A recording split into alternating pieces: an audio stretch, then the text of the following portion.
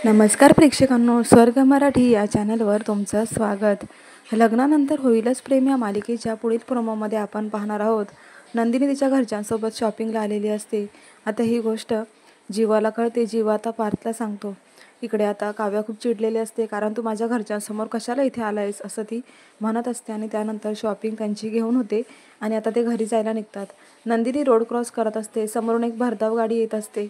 आता जीवाचं फोनवर बोलत असतानाच अचानक नंदिनीकडे लक्ष जातं आणि त्याला लगेच कळतं की इथे आता मोठा विघ्न येणार आहे. तो आता कसलाही विचार न करता धावतच सुटतो. तो आता धावत जाऊन नंदिनीचा हात पकडतो आणि तिला गाडीपासून वाचवणार असतो.